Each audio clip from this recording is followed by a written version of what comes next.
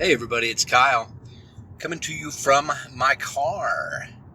I am again en route to procure some stock, some inventory. So even though this podcast is not about that, that's what I'm doing. That's why I'm recording this way.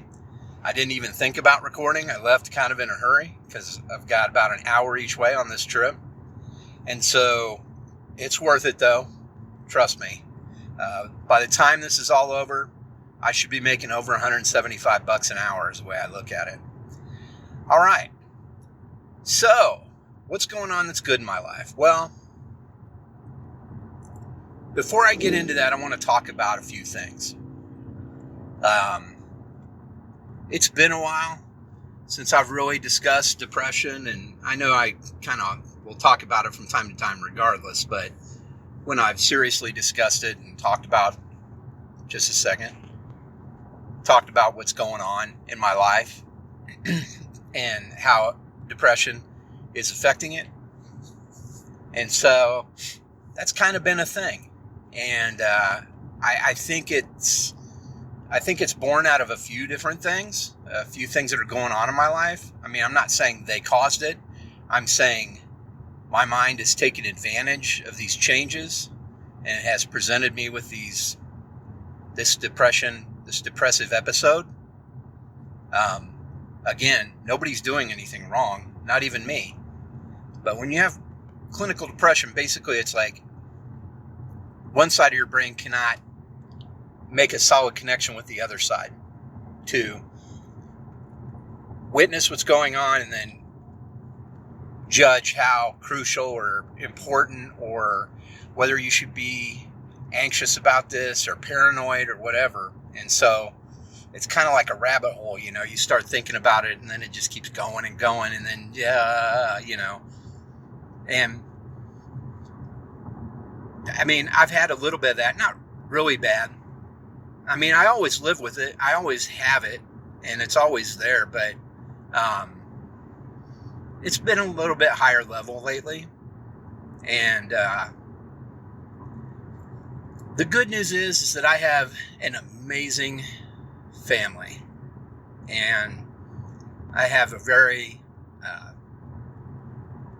loving wife who she doesn't experience this, and she can't really imagine it, and she'll tell you that. But she does try and help me, and she does try and comfort me and assure me that things are good. And no, that's not what you're thinking is not what's real, and stuff like that. And so, to start out this little this little deal I'm talking about right now, I've got that. And so I'm very fortunate, and I haven't always had that. And those were the lowest times of my life. So it's good. It's good to have that. If you suffer from depression or anxiety or any sort of mental illness, do not ever hesitate to lean on someone around you who loves you, because that's what we all do for each other as human beings. And, I've been there for people, and people have been there for me. And, again, my wife is there for me, and she doesn't really strive to understand so much as she strives to comfort. And that's absolutely, completely incredible. So I've got that going for me. But it's been a little brutal over the last month. And I haven't talked about it on here. I'm sure you guys are like, what? But yeah. And if you listen to the other podcast too, you're thinking, what? I mean, come on.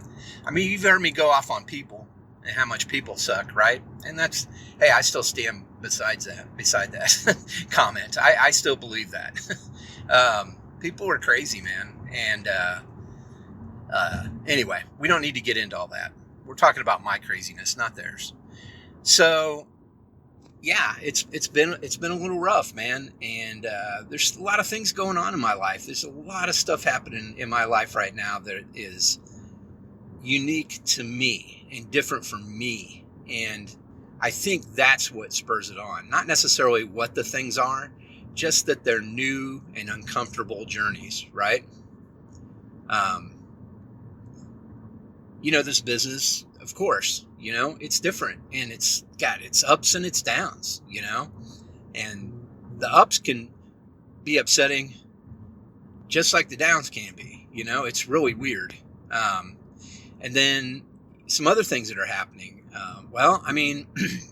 My daughter's a senior now. She's in the fall, she starts her last year of high school, and then she'll be off probably to college somewhere. And that's rough, that's striking and big, that's a big situation.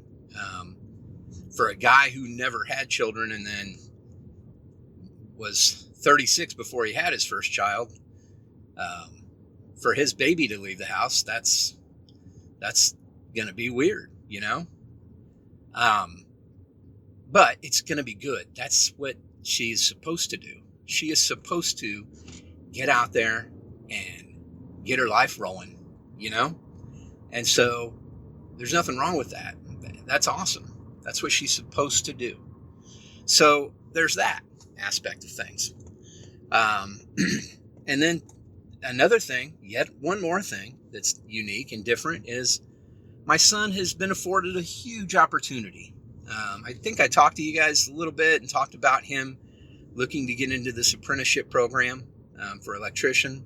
And he's actually found a situation to one up that. And it's actually a better scenario. He has a friend whose father has a successful business, and he works with plumbers and electricians, and he's master mechanical, which is a very hard thing to achieve. I mean, that's a license as well, and that's huge. And then he has this business, and so he is going to take my son and his son, because they're really good buddies, and this summer they are going to work with people, different tradesmen, of the different types of trades there, and basically figure out what they want to do. And the great thing is they're being paid while this is happening, and they're being paid well, not chump change. I mean, they're getting paid. And so there's that aspect to it as well. So he'll be making money, just like having a job that he would be probably not making as much money. And he's going to be learning things and figuring out his future. And it's like being paid to go to college, man. I mean, that's pretty amazing. And this deal that he has set up, that he mentors people, and he has other people that mentor people, also goes through a local junior college. So it's all, by the time this is over, if things go right and my son figures out what he wants to do, he can get fully licensed in whatever trade it is that he wants to be a part of. Right now, he's probably leaning more towards electrician than anything. But who knows? He may feel otherwise, and we'll see. He's actually starting this program tomorrow. Part of this situation, though, is he moved out this weekend. And so he's moved out of the house for the summer. And, possibly for here on out. Because if this all works out and he and his friend, this guy's son, figure out what they want to do, the next step is he will help them find an apartment and get them in place and get them set up to he's really taking and holding their hand through growing up, right? Like a true dad, and it's interesting because we went and met him, my wife and I, and Chris came with us, my son, about a week and a half ago, because we first heard about this situation. And my wife had never met him. I'd met him one time because I took my son out there and to his house, and it's about almost an hour away from where we live. But I mean, really not that far. It's still part of the greater Kansas City metropolitan area. So, but she had never met him, and I'll tell you, he is such a great person, you know, and she was just floored. She felt so much better. And then to top that,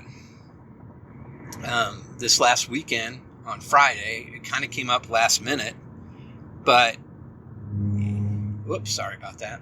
But we were able to go out and have dinner with his dad and his stepmom and him, and then myself, my wife, and my son. And it was great. We had a great time. And funny thing is, this gentleman's wife's name is April, and so is my wife's name. The other funny thing is, we both met our Aprils on Match.com. Mine was in the early days of Match.com, and actually, I had given up on Match.com. I think I've told that story, and given up on internet dating because it just sucks so bad. But yeah, so there's a lot of things in common, and they were great people, man. Really nice people. And we left that situation, and my wife felt a hell of a lot better. That he had moved out earlier in the day that day and got all his stuff packed up and had moved into this. They have an extra room that he's staying in, and it's you can't think of a better scenario for this. I mean, I told my son, you know, be so grateful for this opportunity, bud, because so many people never get a chance like this. I mean, you are being handed a future, really, and you need to remember that, because life is not full of a lot of activities like this, and you are fortunate to be able to, people just, I'm just going to let them go by. And then I'm going to zip by all of them in a second, because they've blocked me over behind this freaking sad sack slowpoke. Anyway, I just told him, you know, you hear the old Lincoln getting up and going? That's twin turbos, baby. That's right. Better recognize. But I just, you know, made sure that he's aware of his good fortune in this scenario. And I'm not asking him to bend over backwards and cry tears of joy, because he's a teenager. That's just not going to happen unless he wins whatever game he's playing with his friends. But anyway, it was just a great situation, and it's really good. Now, that being said, it has been extremely hard to sleep through the night. Really, starting about the middle of the week last week, just, waking up at a certain point in the night and just not being able to go back to sleep. I mean, there were I ended up having to take a day off because I just got like 1 hour of sleep during the night. And, it's pretty hard to be creative and design things and put together stories on video if you don't have a lot of sleep, to me. Now, that being said, you can be in the middle of a project and you can stay up late working on it and you can get through that. But if you're not knee deep in a project and you're just dealing with lack of sleep, it's difficult to, if that lack of sleep has anything to do with what you're doing, it's different. If it doesn't, and it's just life outside of that scenario, yeah, it doesn't work that way. So it was just a little bit of a rough week, man.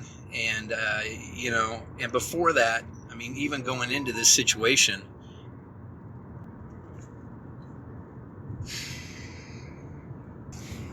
man. All right. So the reason I had to take a break there is because the person that I was driving an hour away to pick this shit up messages me and said, "Oh my God, the guy just came and picked these up. I got you too confused and whatever." Man, I fucking ripped her fucking ass. I mean, I don't want to be a dick, but this woman has been piss poor in communication and shit this entire situation. And so I blasted her in reviews and just said, I wouldn't touch a deal with this woman with a 10-foot pole because her communication was piss poor this whole time. Number one, she doesn't even know she has $400 fucking worth of board games and video games and shit that she's selling for $50. So she can't be a brainiac, right? Because she can't even use the internet to look it up. So she's just a doofus selling it. Now, I'm not taking advantage of her. If that's what she's charging for it, I'm going to go get it. And that's what some other lucky guy got. But she fucking strung me along for like 4 or 5 days now. And she's had this for sale for 3 fucking weeks, which isn't a surprise. She probably just never responds to people that are trying to reach out to her. So I slammed her good. I blocked her fucking ass. She can eat a fucking dick, dude. I am pissed. And if you want to hear more about this reseller game, there's going to be some interesting episodes of Hawk Picks coming up. And the reason I say that is a couple-fold. I mean, number one, now this scenario, which sucks ass. I mean, I'm pissed. What a waste of my time and money and gasoline. What an asshole. The other reason is because I have contacted a person that I've watched on YouTube and stuff who's a reseller in a different part of the country. And he and I have talked a little bit about my podcast and about what he's doing and all that. And he has agreed he would like to probably be on the podcast, you know. So we're going to set that up. I'll finalize that. I'll let everybody know when it's going to be. All right. Let me just shrug this off and... okay. Fucking asshole. Jesus Christ. Okay. But anyway, regardless, I just really impressed upon him, my son, to, you know, be polite. Don't be staying up all night yelling, playing games. Because, yeah, he was the one that was doing it, guys. Big surprise. Secret let loose. And, you know, get your ass up and go to work and struggle through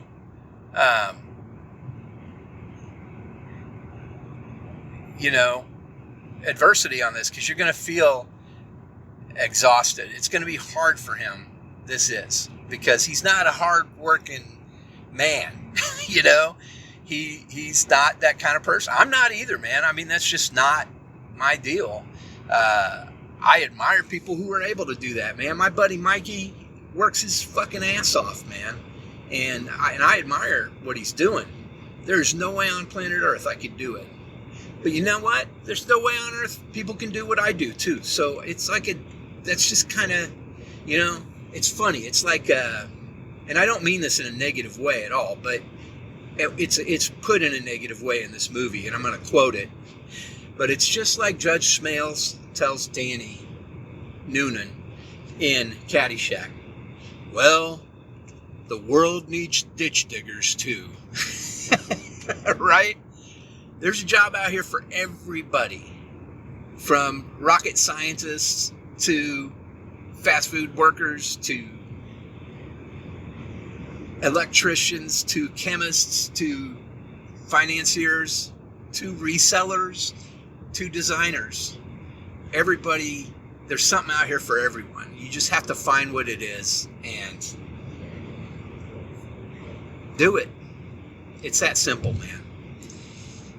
Okay, I am doing my best to shrug this off, guys. I'm really just fucking livid at the moment, but I've just got to let it go and move on because there's not a damn thing I can do about it. So, wham wham boo hoo. All right, I'm past it. Okay, I'm not past it. I'm sure that when I talk to this buddy that I've met who's a reseller and we discuss this scenario, I'm going to have a lot to say about it, you know, and it's not going to be nice. I mean, how do you be nice over this? This is bullshit. Bullshit. Keep track of your fucking shit, dummy. Criminy. Anyway, all right, okay, let it go. All right. So, long and short, what I'm getting at is there's just been a lot of alien things in my life that have been going on lately. And every human being, every animal on this planet is uncomfortable with change and difference from the normal everyday life things, right? We're creatures of comfort, man, meaning we figure out what we can do and what we like and all that, and we stick with it. And I am definitely someone who I find a way to do things. I find things I like and I stick with them, man. Like if I go to a restaurant and I try about 2 or 3 different meals the first few times I go there, and then I find one that I'm like, oh my gosh, this is amazing, I love this. That's what I'm going to get from now on when I go to that restaurant, more than likely. I may try some different things here and there, but more than likely I'm going to get that same meal because I know it's going to be automatic. Now, if I have it a couple times and it's not as good a couple of the times, like 2 out of 10 times I have it and it's not very good, or 1 out of 5 times, I guess that could be the same thing. 20% of the time, how about that? If that happens, then I probably will stray to something else. I may even not go back to that restaurant. It just depends. I'm a creature of habit also, in addition to being loving things that are normal and the routine, okay? I mean, don't get me wrong, man. I like to try new things, but I like to be in control of making that decision, right? So, I haven't been in control of a lot of those decisions lately, and that's a scary prospect, and it's uncomfortable sometimes, and that's what's going on, and that's inevitably what has led to this recent bout of depression, man. I mean, what has happened today with this dimwit and this bullshit is upsetting, but that's not going to add to it. I mean, it just is what it is. There's nothing I'm going to be able to do to change how I'm feeling about this scenario, and this isn't going to make it any worse. It just is another part of life, man. So, yada, yada, yada. But that's kind of what's been going on, and that's what I've been dealing with. And so if I've been dealing with it, unfortunately, my family's been dealing with it. And, when I don't know about any of you, if you've ever had depressive episodes or anxiety or anything like that, but when you do, you tend not to be nice to other people. And so this all culminated in a conversation my wife and I had last night. And, I just straight up told her, I'm sorry. I know that sometimes I've been mean, and I don't know why I'm being mean, and I apologize for that. And, I'm so sorry. And she was just like, it's okay. I know look, people know when this is going on, and they can sense that in you, and they will, adapt and move forward knowing that, okay, well, something's just going on. Right. And so it's understanding and comfort like that, and helping me adapt to this stuff affecting my life. Okay, that's what is so great about my wife, and having a loved one who knows this is within you and this is happening, and why you're behaving in this manner. All right, so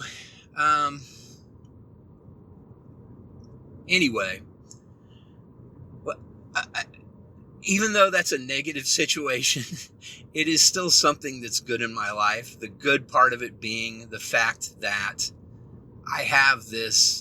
I'm fortunate enough to have someone that I love, that loves me, that helps me through this stuff. Because for the longest time, I mean, since I was probably 11, 12 years old, I've been dealing with this, man. For a long time now, man, decades. I've been dealing with this alone, and I don't have to anymore. And that is something good that's going on in my life. What else is good that's going on in my life? Well, the same things I was saying that are different and alien to me and uncomfortable and all that stuff. Those are good things that are going on in my life. The fact that my kids are moving forward with their lives and branching out to do the things that they want to do and creating their futures is a good thing. It helps me understand that I've been a part of doing a good job raising them. So that's awesome. Other good things, business is doing great. It's been really positive too. Obviously this scenario today sucks ass, but yada, yada, yada. Can't change it. All right. So let's get into what have I been into lately? Let's just move right into that and out of this conversation in this scenario with this dumbass lady. All right.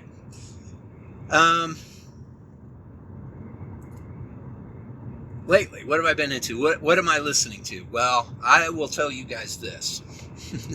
Another unfortunate thing recently, and it's not in me reselling stuff, but I attempted really, really, really, really hard. Went all the way to the end of an auction. I hate auctions on eBay, man. I don't know about you guys, but I think they suck ass. They're great for the person who's auctioning it off most of the time. They suck for the people who want to buy the item that's being auctioned, okay? And the reason is because if it's something that is kind of hard to find that you're interested in or whatever, you're going to go to the end and it's going to be a little bidding battle that lasts few seconds, really, of the auction, and then you're going to get fucked, right? Very rarely are you going to come out winning, because chances are your max bid is going to be outbid by someone else's max bid. And that happened to me. Why am I telling you this?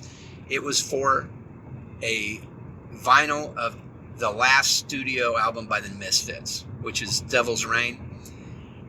I love that album now. It's not the full band that we've known this whole time, but it's still Jerry only, and it's still the Misfits, man. And I like it. And kind of when I started getting back into American hardcore, I was working a gig for this company. It was really the last time I worked for someone that didn't have something to do with graphic design or video production. After that, I said I wouldn't go back to working in these other fields because it was just miserable, man. Anyway, the cool thing that happened when I was there, though, is that someone I worked with, who also turned out to be an asshole later, helped me to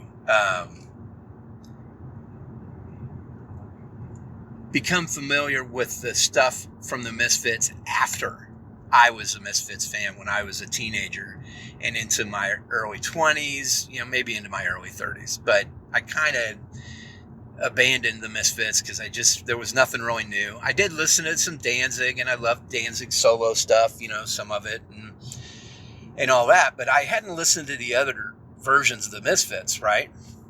And this person that I worked with was like, dude, you got to listen to this album.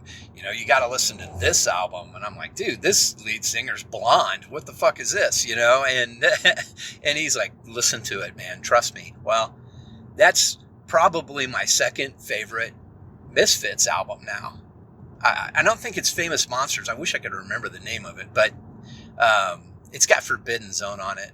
That's the first real song, and I love it. It's also got Scream. It's got you just have to listen to that album, man. I'll put a link to it in the notes when I post this episode. But I love that album, and while I was working there, the short amount of time I worked there, because I got the fuck up out, they came out with another album, and that was their final studio album, and it's called The Devil's Reign. And years later, really probably a decade later, they finally released it on vinyl for a record store day, but I wasn't yet back into records. And so I would have gotten it for sure if I would have been into them and gone to that record store day, but I didn't. So it's expensive. I mean, it's a couple $100 if you can find one.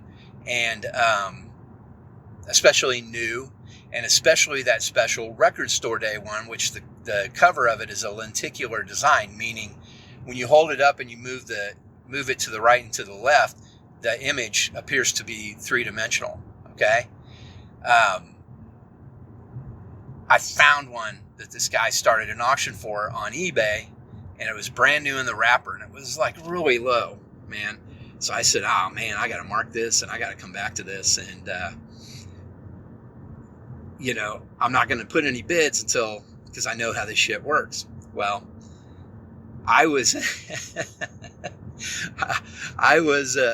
in there. And the funny thing is too, I was in there, trying to nab this copy. And my wife contacts me. He's like, hey, why is it on these eBay auctions? Because I saw the bids moving and I still wasn't ready to do anything yet. But my wife's like, hey, why is it on eBay auctions how is someone bidding so fast? They're upping you by 50 cents each time. I go, oh, that's not what's happening. They have a higher max bid, and you've put a bid in their max bid is higher than that. So it knocks it up to what the next bid is that's higher than what you just said. She's like, oh, okay. And so then she and I were both on there at the same time trying to get this record at the very last minute. And the last bid I put in was $65. And I was like, I think I got it. And then bink, it goes to $66 and this guy got it. And I was like, I was so mad at myself because I should have put $100, man. And I would have easily won it probably for, I don't know, whatever above his max bid. I don't know. He could have had $101 on. I have no idea.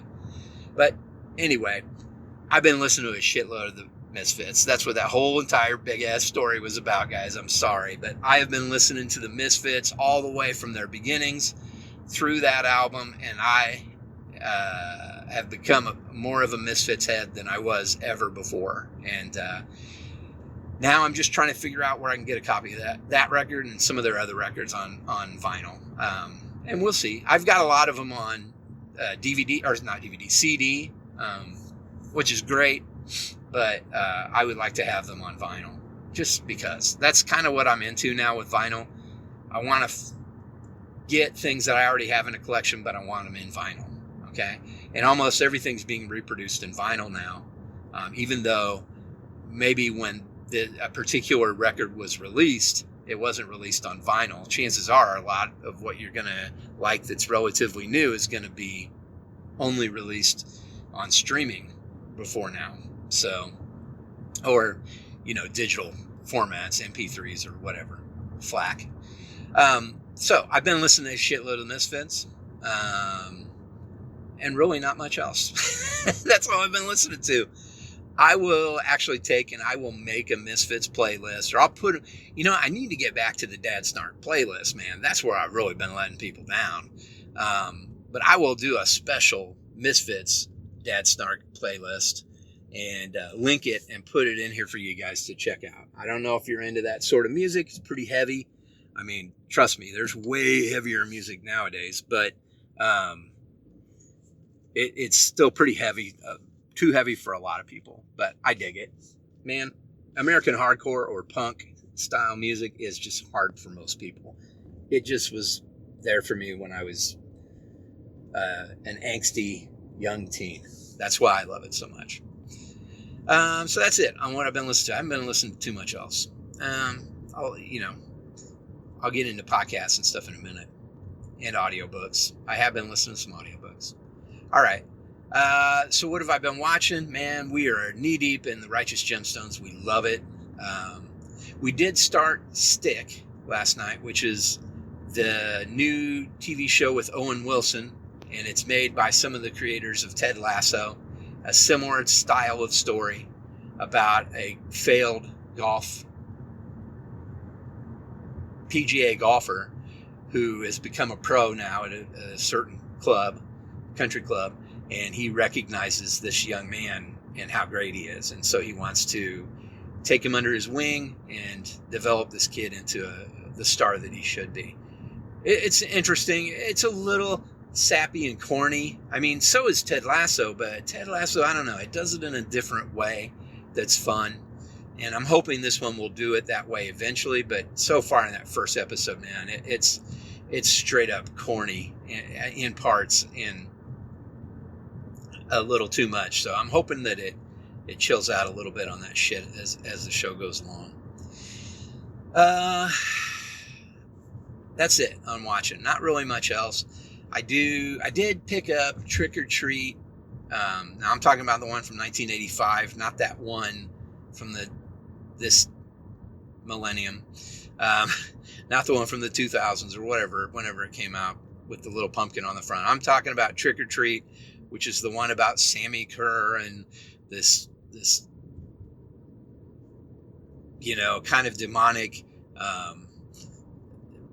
rock singer who becomes revived by this kid reading some incantations from this last copy of this album and terrorizes this town and this kid's life and people around him.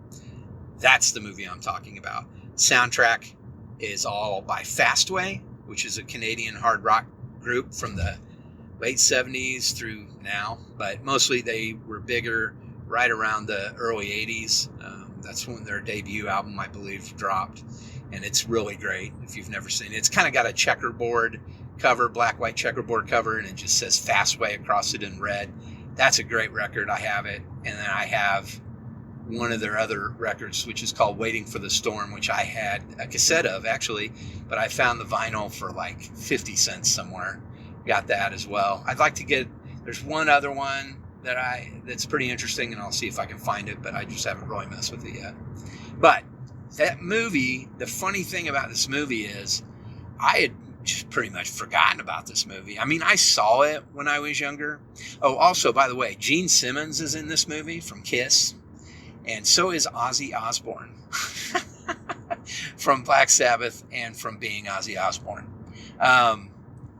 Yeah, it's something else, man. Gene Simmons is a DJ who gives the kid this promo copy of the last album by his favorite rock star who died, and that's what leads to this chaos. Ozzy Osbourne plays like a super ultra Christian guy who says all this music's from the devil and blah blah blah on TV. You see him a few times. And then the main character is played by Skippy from the character from the TV show. Oh my God. It's the one with Justine Bateman and Family Ties. It's Family Ties. Yeah. It was a great show back in the day. But he played the neighbor Skippy that was in love with Justine Bateman's character. And then Alex P. Keaton was Michael J. Fox. He played that character. That's kind of what drove him into superstardom. But this movie, it's first off, the music's great. I mean, I love that album. And yeah, it's sure, some of it's kind of a little cheesy 80s hair rock type of stuff. But I like that music, man. I'm partial to that music. So there you go.